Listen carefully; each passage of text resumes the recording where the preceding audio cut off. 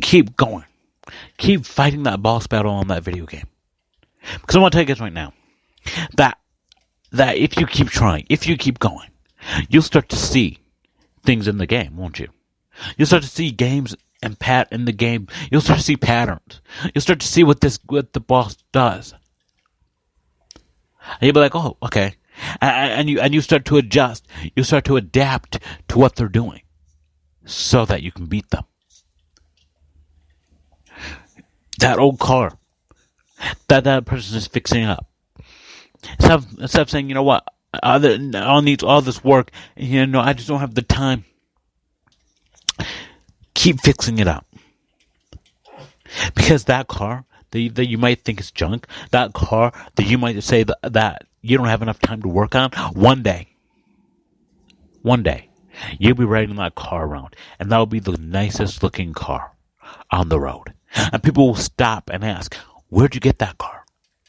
Do you know what you can tell them? You can say, I fixed it up. I built it from scratch. I did that. When people stop you and say, why didn't you just give up on your workout? Why didn't you just give up on your diet? You can say to them, because I want to strive to do something better. I want to strive to be better. And when people look at that, they also say, why don't you give up on your spiritual life? You know what you can tell them? You can say, because I want to be better. I want to get to know God. I want to get to know Him more than anything in this world. So maybe some of you today are going through a rough patch. Whether it's with an addiction, whether it's with a friend, whether it's with your parents. Know that you are loved. First and foremost, know that you are loved. No matter what happens in your life, you are loved. God says we will know that we are Christ's followers by the way we love. Not by the way that we hoped, not by the way that we thought, but by the way that we loved. By the way that we love one another. So know that you are loved. Know that when you maintain fitness and you maintain the goals, you can get stronger. You can get faster. You can become smarter than you ever realized. Do not give up. Because the easiest thing for us to do is give up. The easiest thing for us to do is say it's over and walk away. But the toughest thing for us to do is to keep going. Is to keep striving. I hope to one day become a youth pastor. I don't really want to pastor a big church, but I want to pastor a youth group. That is what I'm striving for today. So I want to ask you this question. What are you guys striving for?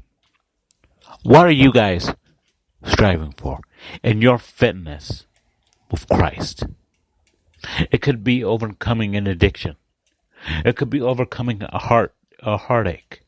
It could be overcoming anything in your life that you are struggling with right now. In the good times or the bad. What are your goals that you have set up for yourself? That you want to not only maintain, but to grow stronger in. To grow stronger in. You cannot do the things that we are doing now because everyone is doing as they see fit. But when you are following what Christ has set out for you to do today, you're not doing as everyone else sees fit. Instead, you are doing what only God can do. You are doing what Christ has set out for you to do today. Not tomorrow. Not next year. Not next month. but today. Because you didn't do as everyone else saw fit. You didn't go to that party that everyone wanted you to go to. You didn't smoke that drug that everyone's saying is so cool. You didn't go to that site that everyone's going to. You didn't do as you saw fit. But you did what Christ saw fit. And you said, you know what, I'm going to follow him. I'm going to follow him with everything that I have. So that when everyone else is doing as they see fit, and when everyone else is not able to enter the kingdom of heaven, I can say, you know what, I did what Christ has sent me to do. And I believe in my heart that he died for me. He died for me. So that I can maintain my fitness. So that I can maintain my fitness. Strive for something better than yourself. Strive for a goal. Strive for anything in your life that is worthy of your time. That is worthy of your time.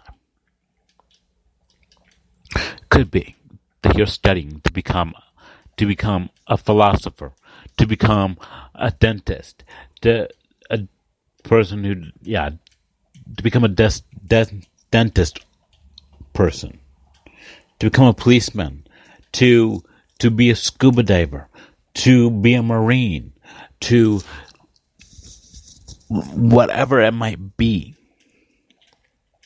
Strive for something that's worthy of your time. And this is not just me talking to people who are under 20. These are talking to people who are in their 30s, in their 50s, in their 70s. Strive for something that's worth your time. Because when we are doing something that we love, we are doing something in the name of God, giving Christ the glory, we will love every moment of it. I can guarantee you that we will love every moment of it because of the way that we love. Because we decided to maintain our fitness in something that we love to do. That we love to do. So often, people will get into jobs that they don't love, that they absolutely hate. Case in point, my first job, where we would just absolutely hate it. So find something that's worthy of your time, and that's worthy of God's praise. Because I heard this on a TV show once. If you do something that you love, you will never work a day in your life. If you do what you love, and you do it in the name of Christ, and you give him the glory, and you give him the honor, you will never work a day in your life. Why? Because you're doing something that is worth your time, that is worth you maintaining. So, what does maintain mean? It could mean maintaining a goal, maintaining a workout, maintaining a diet, maintaining a relationship, whatever it might be in your life. Maintain it. Maintain it. Because when you maintain it, it can become stronger. That bond that you have with someone, that job that you really want, that knowledge that you really want, it all becomes stronger. Because you decided that you were going to maintain. You were going to maintain. And that you were going to do something that no one else was doing. That no one else thought was cool. But you did it anyway. You maintained. And you did not do as everyone else did today. But instead, you did what Christ called you to do in every aspect of your life. And people look on and think, how did that person get there? How did that person maintain such a goal, such a passion? And we can say, through the love of Christ, through the love and the hope and the mercy of our Lord Jesus, doing everything in the name of God, giving Him the glory. And so I'm gonna end this message series with this. So recently I was at my job, and it was kind of a slow day, and this guy pulls up to my window, and I'm handing him his change, and he hands me this fake dollar bill. And on it says, the $1 million question. The $1 million question. The question is this: will you go to heaven when you die? Or will you go to hell? That is a $1 million question. That is a question that plagues so many of us. Am I doing what God's called me to do? Do I believe that He is the only one who can save? And I want to ask you guys a question. What do you think the answer is? What is the $1 million question for so many of us? Are we going to go to heaven?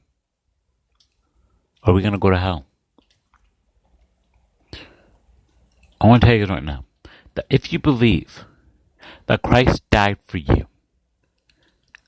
and that He rose again 3 days later in the tomb, and you believe that He looked back at the tomb and He said, sin, that's where you're going to stay. As He walked out. If you believe that with all your heart, all your soul, all your strength, and all your mind, then I want you guys to shoot your hands up and say, you know what, I believe. I believe right now in this moment that Christ died for me. Then you will know. Then you will know the answer to that $1 million question. Will I die and go to heaven? Or will I die and go to hell? Because the $1 million question is its own question. Do you know why? Because that question is something that you can only know. That only you know the answer to. I know what my answer is. Do you guys know what yours is? Do you know what yours is? And so with all that in your head, with all that going around, that I will use it in the message series with, what would you guys do? But I know what you guys do. You guys follow God with everything you have in you. And so last week I asked you guys, what's hard for us to maintain fitness? Yeah, our dogs can maintain fitness. Our favorite football teams can maintain fitness. But when it comes to faith, followers, and family members, why it's hard for us to maintain fitness? And so this week says, what is the $1 million question? Yeah, we can ask our dogs the $1 million question. Yeah, we can ask our favorite football teams the $1 million question. But to you, what is the $1 million question? And so with all that in your head, with all that going around, will you let me pray for all of you tonight? God, you're a gracious God. Lord, I just want to thank you so much for who you are and what you've done. Lord, I just want to come before you today, Lord, just to thank you. Lord, to thank you, to honor you, to praise you. Lord, you are worthy of praise. Lord, so often we will lose our way. We will stray off the path that you have set up before us. Lord, we know that temptations are strong. Lord, that we know that you are stronger.